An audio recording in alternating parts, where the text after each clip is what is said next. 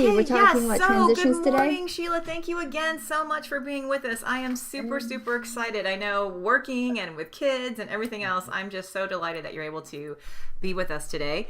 And yes, our topic today is all about transition. So, either transitioning from elementary to middle, from a private school to a public school, from a public school to homeschool, however you want to deal with it, I think our listeners can learn a lot. So, if you would be so kind to tell us a little bit about yourself, because in case it's a first time listener, I want to make sure that they kind of know a little bit about you, and then we'll go ahead and dive into the questions. Okay. So, Okay. whew, So, I have two whew, children. I have I two have an older one children. who's 14 I and have an older one 11. who's 14 and a My younger one first who's 11. child My was born first with child disabilities. was born Later, with we found out disabilities, autism, Down syndrome. Later, we found out and a couple autism, extra and a couple brain extra issues as well. brain issues as well. So, when I became a um, mommy, my so when my I first became a transition was mommy, a little bit I different. was 30, so I was a little And bit of an older this is my mommy, first time for and everything. so this is my first And time so for the whole everything. transition of just going And so the into whole motherhood with a transition of special just needs going child into was motherhood a with a big special needs deal. child was a big By the deal. time we got to Um, school, by the time we got to they had school, preschool. She went to they preschool with a have regular class, preschool. She went to and preschool with a she regular did very, very class well. and And we actually did very, had very well. And then we our first had transitional team come in, our first transitional and they're team just come trying in, to glamorize and like they're all just they trying had to to offer to your glamorize like child. all they had And to offer the to your whole child environment and was this going to be normal different. environment she And was going to be in. it was and kind of like, and okay, you're just kind of going it with the was kind flow. of like, okay, you're Sure. just kind of going with the And flow. we went And from preschool, which we were we went doing from well, preschool, and which then when we we were transitioned to doing elementary well, and then school, when we there transitioned to was a big elementary shift. school, A big there was shift definitely a for shift, my a oldest big shift because for of my her Down oldest syndrome. because of her They Down decided, syndrome. well, we can't put her They in a decided, regular well, we classroom, which can't is put what I her was in a originally regular asking for. classroom, which is what I was She was originally asking delayed, for. but at that Of course, time she she was was still delayed, speaking but and at she was that doing time, her she work was and still she was, speaking and she was doing writing her her work name and and she identifying was, her colors and writing her name the and colors identifying her and colors and her coming animals home and from all the her other camp things. for And her was my hope or being in my a idea classroom for her and was to do the stay in a pull-out regular classroom situation. and do the And pull-out they said no, situation. we're And not going they to do that. said, She's no, going into a special we're ed not going to do classroom that. She's going into a where she special has ed kids classroom with with multiple 13 other kids different types of with multiple disabilities, different types of and disabilities, AIDS and so on and so forth. and with AIDS And I and was so on and so disappointed, forth. but And I was I didn't know disappointed, any different, so I but just at went the time I along didn't know any and different, so I just went along with that's it. where And all of my that's concerns where all started. of my Wow. concerns Maybe started. for many years. And they continued for many, many Because years. Shauna, Um, at the time, because was also Shauna becoming sick, at the time and was also she first becoming diagnosed sick, with and we didn't quite celiac know why at disease, first, Oh, and then we wow. realized it and was it was hitting celiac her very disease, hard. and And it was she hitting her lost very her hard, voice, and she lost her her language voice. skills. She lost Was her getting language harder for her to skills. focus and concentrate. Was Wasn't getting feeling harder for her to well. focus and And concentrate. so that was Wasn't affecting feeling her learning. well So there was in that type medical of thing. things So that was affecting affecting her her learning. learning, So there was medical and things also the affecting her as environment of well. It wasn't school. just Mm-hmm. environment of the But the school. environment of school didn't help But the because at the environment of school didn't time help because they were at the still putting, time this would have been they about were still putting, this would have been 2005, about Mm-hmm. Okay. they were 2005, putting a lot of 2006. behavior They were kids putting and a lot of severe behavior autism kids and with severe Shauna. autism Mm. with And Shauna. Shauna didn't have behavior And problems. Shauna She didn't have was behavior very problems, cooperative and she and liked she was very school. And cooperative, and she after our liked first year of school. And kindergarten going into after our first first grade, year of Shauna kindergarten started going into first behaviors, grade, Shauna didn't started want to go to school behaviors, anymore, was didn't being want to go to school bullied, anymore, was being and bullied, it was becoming a um, problem already. and it was Wow. becoming a Our problem already. transition was not good. I was having So our several meetings, transition like was hours not long good. I was meetings, having like several 4 to meetings, like 6 hour hours long meetings, like meetings, like literally. 4 to 6 hour And I was meetings, getting to like the point of literally. venting and And I was screaming getting to back the point at of the director of venting and special screaming education. back I went at through the that director of phase, special like a education. lot I of went through that moms phase. at some point A do lot, I hear a lot of severe mommies at some point children do because when it's you very have emotional. severe Mm-hmm. children, It because it's very is. emotional. And so our Um, transition, and just so going our from year to year, was transition, rough. just going from year to year, was rough. Wow. So that's how we started. Oh my gosh, that's So a that's book how we right there. I'm started. so glad you're thinking about writing a book because all of your things that you came up against and all of the different stages for both of your kids sound like you just have a master's degree from kindergarten on. Oh my gosh, that's just awesome. So not awesome for you, but awesome for us, so we can learn from you, because all of, we're standing on your shoulders of all the things that you've gone through. So this is amazing, being able to tap into your experience and what's worked. So kind of seeing how the different transitions are affecting you, and just kind of overall, what's the one thing that you've done that's been the biggest contributor to your success when preparing for your child's transition, if you even know where the next step is going to be? Okay, so a transition happens. Okay, so a transition Okay, so happens different. grade to grade. Yeah. So if you have a severe, For Yeah, a severe yeah. child, it's going to be great. but for a Okay. severe child, it's going to be grade to grade. Grade level. Because your child really isn't at a grade level. Mm. You're at their abilities levels. And they always stick grades on there, and they have these areas that they just by law have to fill in, because you're not allowed to keep your child behind. The child has to move forward through grade levels and through the system, regardless of their progress. They have to be pushed through the system, because nobody's allowed to stay behind or stay longer or get extra time money. You get money for services, you do not get extra time. So that's for severe kids. For my younger child, he's a delayed learner, but he has dyslexia and phonological awareness issues. And so for him, the transition was more defined, because there was more things that we could work on, because he had the ability to talk and read and spell and function as a student.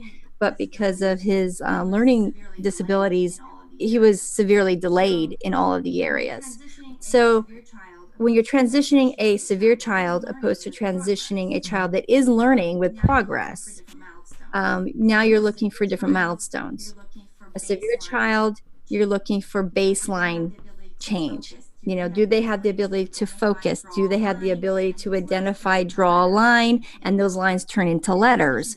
The transition is very different. And depending on the child, you could have several months to a year to 2 years for a transition to happen.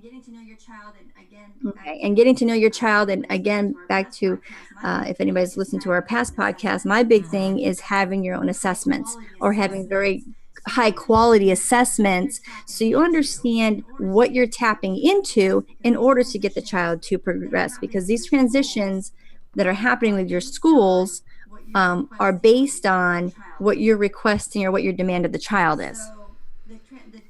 So the teams are going to go by the standards. The school teams are going to always put you in a standard of, oh, welcome to third grade. It looks like this is what you were doing last year, and you made these goals, but you didn't make these goals. So we're going to change all your goals so that everybody feels like they're making progress. Wow.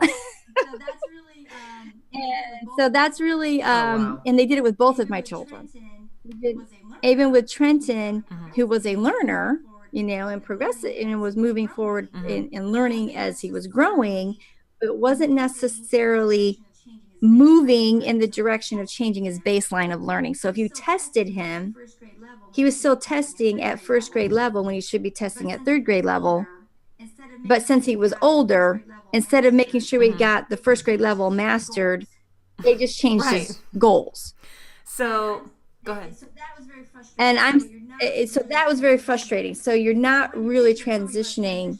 So when you're getting to the point where you want to transition from elementary to like junior high level, Right. that's where the confusion really sets in for the parents, because we haven't hit all of these goals from transitioning from grade to grade. How do you transition from elementary to junior high? Now you're going into teenage in a whole new environment. Right. And not only Without that, the I skills. was talking to a special ed middle school teacher, and he clued me in. He said, a lot of times they don't tell you this, but when you get to middle school, that's when you have to choose which track you want for your child. Do you want them on the graduation track, or do you want them on the life skill track? And there might even be more tracks, but that I was just devastated by that option, because how do you know, especially if, maybe it might be obvious for one child versus another, but if someone's on the border, or, that's a hard call for a parent to make. It is, and I think that parents need It is, and I think that parents need to understand that that is not a requirement. There's no law in place that says you have to decide now. They're going to pressure you because they're trying to decide what classroom to put in, what type of aids, what type of services to offer, and they don't want to look, if you've accepted the fact that your child is not going to be a graduate, that gets them off the hook of actually making reasonable progress with your child to really? accomplish certain tasks. Oh my Now, gosh. Okay, forget that route it is. then. It's a contract. Everything you do within an IEP meeting, okay, you get back to IEP meetings. IEP meetings are part of the transition process, along with all other contracts that might be put in front of you. And they have several different types of contracts. IEPs are just one of them. They're the ones that most people are commonly identified to. But there's different types of contracts they can put in place. You are wavering theirs and your legal rights of what's expected by that child so that they can't be Oh, wow, that's blamed huge. or sued for something. So you really need to understand your child. So you really need to understand your child. So not only are you not overtasking your own child, because you got to keep that in mind, don't expect something from your child that cannot be done. My oldest is not going to graduate high school, but that doesn't mean she can't learn and be functional and self-sustainable in specific areas. So she doesn't need to be treated like a baby, but yes, she will always need adult supervision. No, she can't be left alone. That will be her life. Okay. That's accepted. I understand. It's very defined. Now with my youngest, total different issue. Based on his private assessments, because I'm big on private assessments, because those professionals, not only have you paid them, usually in most cases you've paid them cash and a good amount of money, they're at a doctorate and higher level of training, and they are better able to define the learning process for your child in a way of going, okay, here's the reality, Mom. We all know it's going to take longer, but instead of giving him a 3-year window, we're giving him a 4-year window, and we are determining based on his IQ scores, his neurological responses, his motor response, all these responses that they test him for.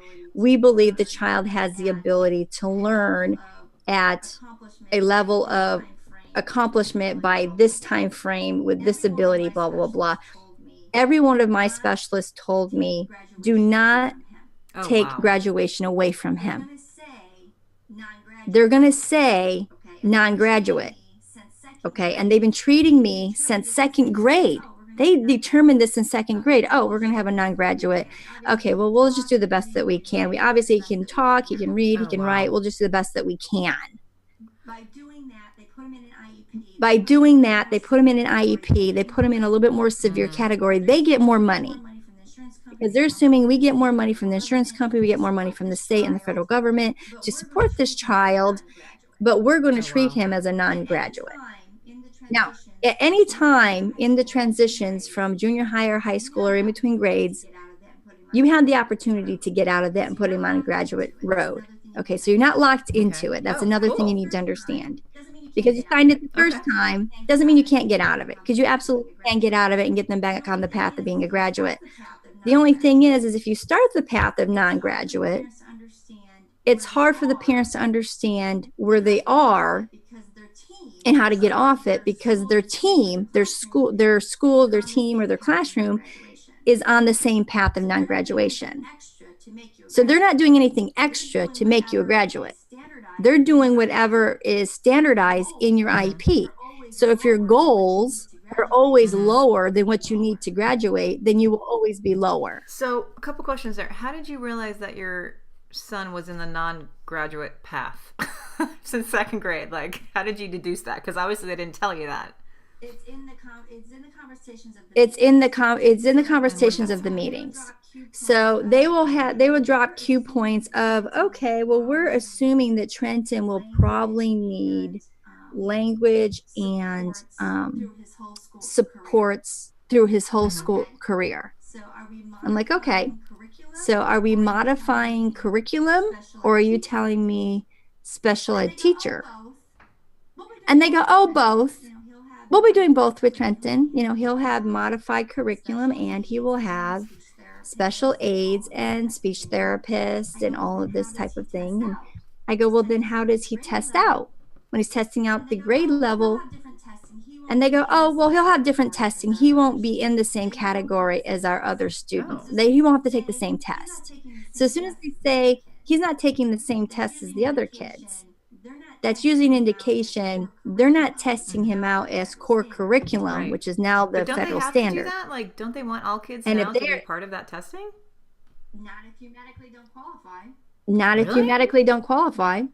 So, So like, No. because they have So, courses that have to be They in don't, place. they have cores that have to be in Mhm. place that they go by the standard, but if they have a child that has a defining medical condition, learning condition, that allows the school to waive out a final testing is that through the core, state testing? meaning, Yes, and the state goes by the guidelines that the yes, federal and the government state goes by the guidelines that the But federal can you government opt put in in? place. Can you say no? I want my son to take the test. Yes, Okay. yes, you can. Yes. Okay. Well, that's good to know because that's Yes, you powerful can. information, and you can directly measure progress through that. I think. Yeah, there's a little bit of manipulation that can happen. Yeah, there's a little bit of manipulation that can happen on either side depending on if they feel They have several they're going to things triumph. not only They have several things to deal with. Not only does it, they have to deal with the class, the teachers, the aides, the supports, the modifications that have to be in place during the testing time. Is he put left alone? Does he have all the modifications on his laptop to do the test? I mean, they have all these things they have to set up, and they're willing to do that. They always offer that they're willing to do that, which isn't a bad thing. But I think building up to that moment, a lot of things have to happen in between. So if they're ignoring the necessities that have to be put in place prior to that final testing, now you're setting up your child to fail. And as soon as they fail, they can easily come back to you and say, well, we told you so, Miss Foster. You know, so then you feel bad because you set your child up for failure. And now they're going to pull him out and put him into a different type of track of completion because they have to complete school and get a certificate or get something that recognizes they completed enough work and has enough Is knowledge this at the to elementary leave level school. or is two? This is going through. So this is going through Okay, so junior high Okay. into high school. So junior high Yes, is the I'm hardest having a heart attack. transaction for anybody. So your biggest fight, Elementary level. yeah. So I was elementary level. Parents, As soon as parents, for younger parents that are dealing with younger kids, the faster you can get through the fight in elementary school, the better. Because if you have to do this fight in junior high and get your child caught up, It's going to be a nightmare. you know, it's going to be a nightmare. For my oldest son or my oldest daughter, I homeschool. As soon as we finished sixth grade, and the reason why we made it through sixth grade is because I loved the teacher. My teacher worked with me one-on-one. We would work outside the scope of the school, and neither one of us cared. I was able to be on campus and work programs on the campus because we had created a special needs garden outdoors, which gave me a classroom type environment that allowed me to bring my daughter and other children in and out throughout the week and throughout the day, working on lessons that they didn't have access to in the classroom. So I let her be there a little bit longer, but when we got to junior high, it was when you go transition from elementary to junior high, all of your services and offerings get cut in half. Oh wow. In some cases, even more. There's a dramatic cut. There's a dramatic disconnect of transition of the programs themselves, how they're being executed, the methodology. There's something about junior high where, I don't know for what reason, everybody knows it, the school knows it, the teachers know it, but they can't seem to bridge the gap when it comes to special learners, when it comes to junior high. How do you get prepared for that? Because I have a fifth grader. So do I start talking with the middle school counselors now? Do we start looking at other schools that might be a better fit? Like, what's the best strategy when you're about getting ready to have that conversation? Because I want to be prepared and I don't want to be in shock and make the wrong one. So junior high, you are going to have some hands. So junior high, you are going to have some hands-on work as far as investigating the junior high options that you have. So I would look at the junior high options you have as well as the private sector and possibly even your the semi-private sector of schools. Our San Diego area, which is the area that we're in, is one of the second largest school districts in California. So they have over 138 options. You're right, yeah. That people don't even realize. Okay, so there's 138 options within their scope of their schooling.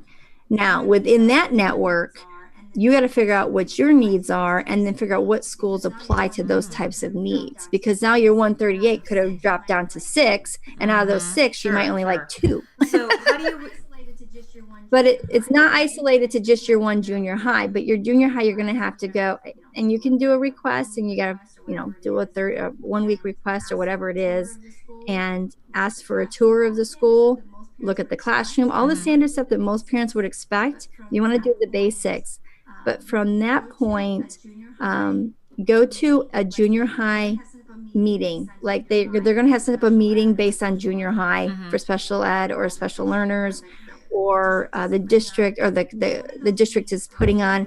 Go to those meetings early. You're going to meet Okay. a parent Good right suggestion. away. And ask them how it's going. Absolutely. Those parents are going to Yeah. be gushing. Absolutely. Those parents are going to be gushing with information. They love to vent if they're not happy. And if they do find something they're happy about, they're going to be anxious to share that with you too. But I can tell you right now, there's not going to be as many of those And if anyone conversations as out you there would like. listening has gone through this transition and you wouldn't mind sharing your information with others, and we can interview you, that would be so helpful to learn what you've learned through that process. So Sheila, just We do need more junior high. It is. We do need more junior high mommies speaking out, because I'm finding that they get so overwhelmed at junior high that we end up losing contact with them. They don't come to meetings anymore. I mean, I have met mommies that are on antidepressants and taking anxiety meds and all kinds, just to get through junior high, and we lose them. We lose contact with them. That's not So that isn't good. that's not good, because those are the mommies that we need Right. to help and support, Yep. get them back into advocating, and get their voices out there. And we're losing that Especially junior if you already high have kids in area. high school. If you've already done it, it's a lot easier to talk about it when you're not going through it. So those who even have older kids that have gone through the process, please send me an email at hackthelearningdisability at gmail.com, and I'll put that in the show notes and all over the place. And we will set up a time to interview you, and so we can share your information with others, because I think that's really important. And then Sheila, just circling back regarding investigating the different schools that might be a better fit for your child. Besides going to the meetings, how do you figure out, like for, my son, it's executive function or memory, processing speed. How would you figure out schools that tap into that, or whatever area that parents might, need for their child? Well, you can request a meeting with the teacher. Okay, at the one where at your junior default high. one. But what about throughout the district, all those 138 options? Yeah. Like, Okay, well. Okay, well, there's a list. If you go to the parents network, the parents special need, special needs network, which is part of the San Diego. Every school is required by law now to have a parent council. So your parent special needs council is the one that has the list of all your resources, elementary, junior high, and high school. They work directly with the school board. And so your parent council is the one that would have access to all notes, inside views, and scoops that are going on. So as a resource, it is a valuable resource to talk to them, talk to the president. They're all ran by mommies, by the way. The board of directors, everybody's mommies. And they've gone through it all. Most of them have gone through all of it, and some of them have their kids still in private school, but they work on the council for and where do we the find school out? district. Where is that? Is that you just Google it? Parents Special Need Council? Yeah, you can Google it. It would be Parents Council San Diego. Oh, in our case, it'd be San Council Diego. Special Needs Council, or School just district. Parents Council? It's called, Let me go back. There's a couple. There's different ones. I'm trying to make sure I got the right one And for by you. the way, we will have a transcript of this podcast, so all of this will be in the transcript as well as the show notes. So this is great. See all this information that we're gaining? I mean, we could talk for like another hour on this for sure. most parents that have And registered. most parents that have registered their children through the school district or through services through the school districts will get this information, already have it. They might not be overly anticipating in the councils that are available, but if you're trying to figure out, okay, what contracts do our schools have in our area, because some of them are private contracts, some are private schools. There's also charter schools. I mean, they have an array of possibilities that they have access to, that they're willing to participate with or pay for.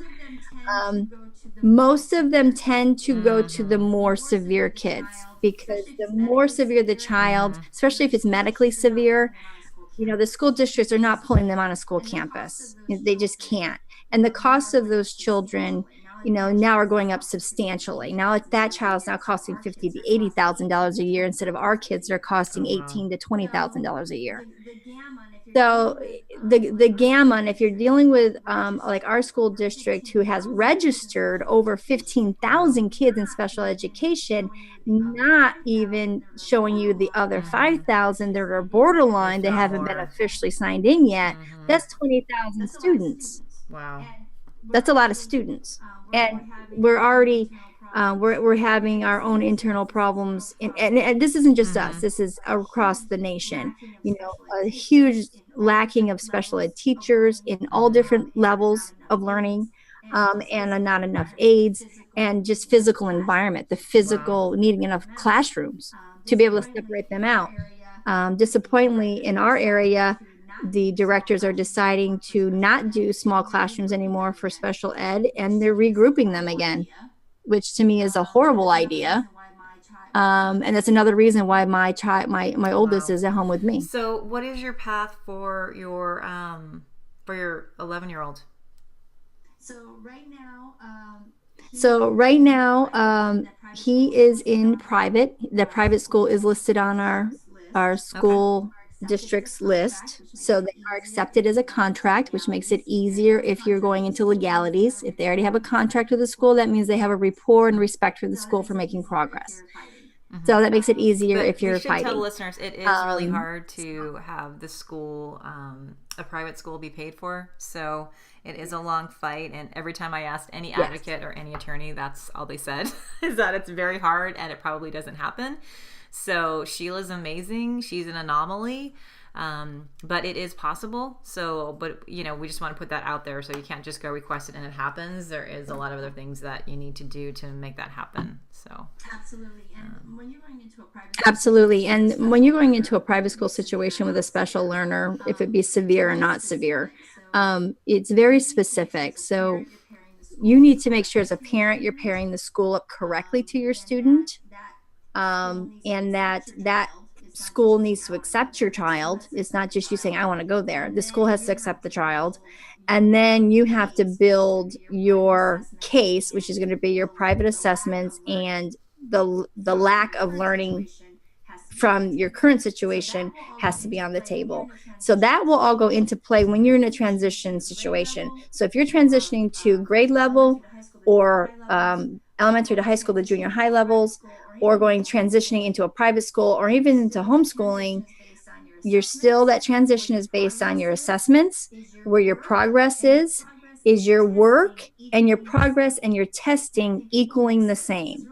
And I think people miss this. This is really important when you're dealing with IEPs or transitions. Everybody's trying to measure the realistic reality of success, of progress.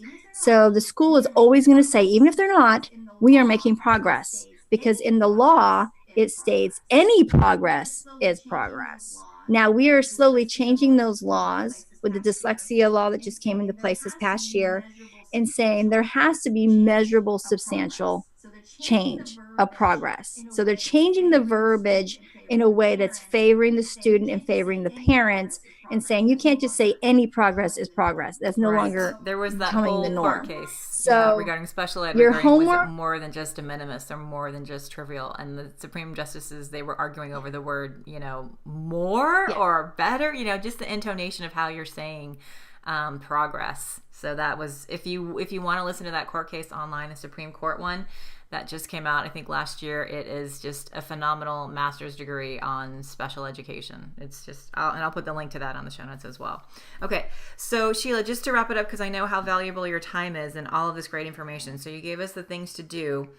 So just to kind of summarize then, because there's so many things out there, and that whole overwhelm thing, I think you're just completely encapsulating what a lot of parents go through. What's the one thing that parents who are facing a transition, let's just say either a smaller one year to year or a bigger one to middle school or to high school, what is the one thing that they must do? I would say for me, I would say for me, I have an overall vision of what my child needs based on my understanding of their abilities.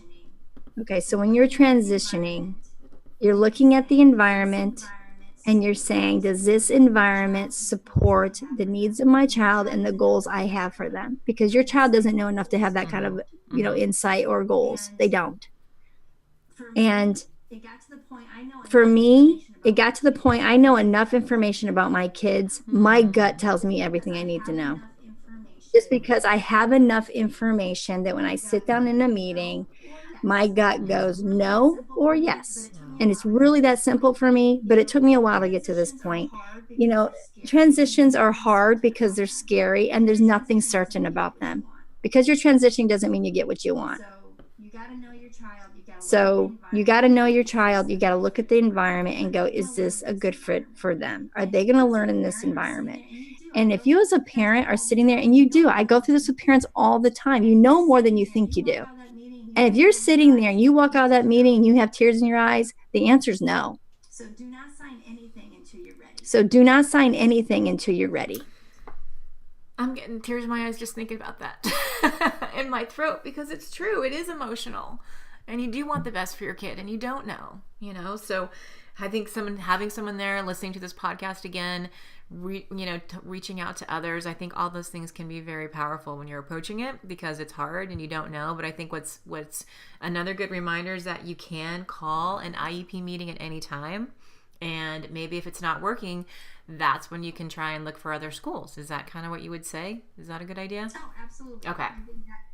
Absolutely. I think that's pretty much, that's definitely the standard norm is, you can always call an IEP meeting and you can change it out at any time. But I just see too many parents just in a corner going, well, I have to transition. Where do I go? What do I do? And in that moment, you're under so much stress to change transitions, to change paths, seems like so much work. And it's so scary. Even though it was for me, even though I knew it was the right thing to do, it was scary. I'm like, okay, nope, I'm keeping my kid at home. I'm keeping her. And now I have full responsibility of her future all by myself. That type of a thing. And same with my son. Going to a private school, even though I knew it was the right thing to do, and I felt like he was in safe hands, and these people were truly committed to his needs, because when I talked to them, they were talking to me in the same language. And I was like, okay, this is our home now. And so where are you planning That's to go how you know. with Trenton down the road? Have you thought about that yet, or? Okay, so Trenton would still have 3 more years where he's at. Nice. So I have 3 years to figure this out. Clue me in on that, because. But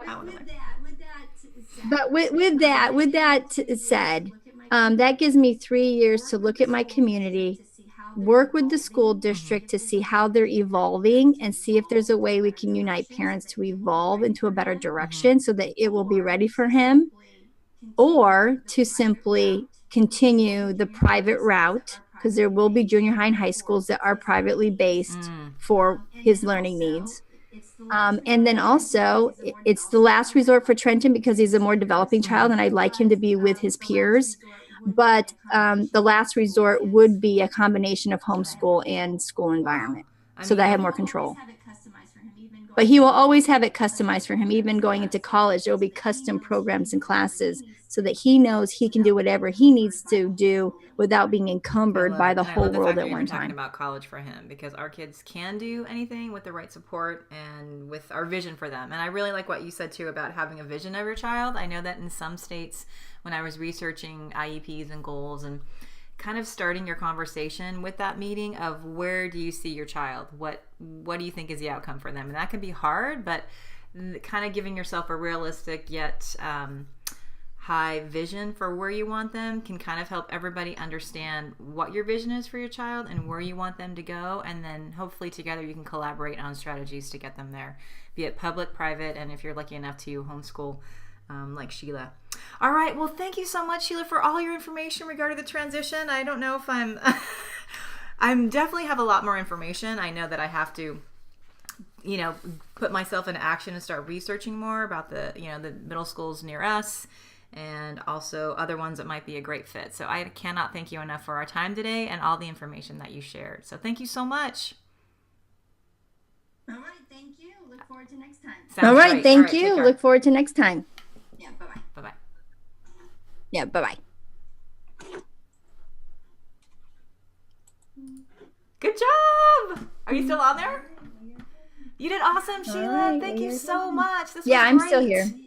Yeah, it would be nice to get a couple Ye- mommies in. Yeah, it would be nice to get a couple mommies, and maybe I can email the shoot, what's her name? They have a new CEO now, but I know there's one that's phasing out. She's a very nice lady that's doing the parent council. She's the parent Yes. council president, Total sweetheart. and she's a total sweetheart. She has a lot of background because her kids are now older now, Private school. going through the different stages in Oh, private school yes. and the whole thing. And so, because you're going to have a lot of parents that are still Yes. stuck in the traditional transition process. Okay. I'm not going to be a lot of help in that area because I've chosen not to do the transitional process, the traditional aspect of it. But you have a lot of Right. families that are not going to have much of a choice, or they're just not going to have the Right. ability to do anything other than that. So I think it's important for you to get a speaker that understands the ins and outs of that, because every transition can be different. But what I'm also finding out that they might put each parent in a different process, but at the same time, the outcomes ends up being the same, and that's where they're getting disappointed. Like in the beginning, there's all this hype and promises in the beginning of the transition so that the parents won't be afraid. And then the kids get into the situation and they're just going through the standard norm of any other student, but they're struggling Oh, even great. more because the supports are not there. Okay, fabulous. I mean, you need to get one of those mommies. So, Yes. I mean, you need to get one of those mommies Yes. on that have really gone through that. I have high schooler mommies I've sat with at the high school meetings, and they're in tears in the meetings because their students are still getting like Oh, God. coloring a butterfly project. 18 and 19-year-old students. And these are That like just breaks 18 and my heart. 19-year-old students. And they're in tears going, why can our kids not get Right. age appropriate, modified Right. curriculum and projects? Wow. They're not doing it. Yeah, And let's get them on. so, again, their transition contract does not say the same as what the kids are getting. Right. But I don't know how much of that kind of advocacy you want on your podcast at this point, because I don't want to be shutting out your podcast like San Diego School District Against Parents 'cause kind I of wanna get teachers situation. on here. Yeah, no, as- but I think it's you know it's what I mean? helpful for people to know just different angles, and I'll take everybody. We're not advocating. Yeah. Okay, so if you have a podcast that's more specific to that advocacy, tone, then we'll make it that tone. But I got to watch myself that I don't get into that tone, Right. because like today was supposed to be on transitions. My transitions are different than most people's transitions because I stopped allowing them to transition my child. I transitioned my child. There's a difference. So, but I don't want to be the advocate against the school district Right. on this. Does that make sense? I don't want to put anybody in a bad guy situation as much as like, here are the facts. So when you have teachers or other parents that have physically already gone through that can state, yes, I signed a transition contract and this is not what I got. Right. That's the parent that you need. Right. I won't let my kids get to that point because I've already had that happen to me just in the younger grades, and I'm not going to let them do it in the older Right. grades because it's just too painful. Right. And it just puts my child Right. too far That's- behind. That's good to know. It's good to know so parents can make better choices. At least you know what you know. It's one thing if you know that and then that's what it is. It's another thing if you don't know it and you think you're getting something else. Like that's, I think, what people need to know. So Yeah. awesome. All right, girl. Well, thank you again. Be in touch. Yes. Okay, well, I will be in touch, and I might have a couple other parents that have done the fantastic. high school transition with children with dyslexia, so they might want to speak Awesome. with you. She seems pretty boisterous. And one of her big comments to me, she goes, other than the school aspect of it, Sheila, she goes, when I had high school students graduating, going into college, the backlash that school districts don't address is the emotional, mental state of these kids. And these kids, including her own, and she was in tears saying it, she goes, they turn to drugs. They hang out with people they shouldn't be around. She goes, the first year of college, her little girl came home pregnant because she couldn't do the schoolwork, so she hung out with the boys instead. So there are repercussions to these kids if we do not get them what they need. And these are kids that have the ability to learn but did not get the right Wow. programs or support. I 100% believe that. So cool. Okay, yeah, whoever you can think of that would want to interview, please send them my way, and I can send them questions. And ours, I had the questions, but as we were talking, as you can tell, sometimes they don't really lend themselves. So I just kind of throw them out the window and include them if they kind of go in there. But don't be shy to keep me on track, by the way. And don't be shy to keep me on track, by the way, because you can tell it's easy to get me off track. Where the conversation goes based on, like a natural conversation. I think the first interview that we had, that's going to be my staple, like asking lots of people those questions. And these kind of other ones are kind of more supplemental ones, but that was kind of the theme. So if anybody wants to interview just your first interview questions, that's another option too. So Okay. awesome. All right, I'll let them know. Thank you so much, Sheila. All right, I'll let them know. Have a great one. Take care. We will talk soon. Thank you. Bye-bye.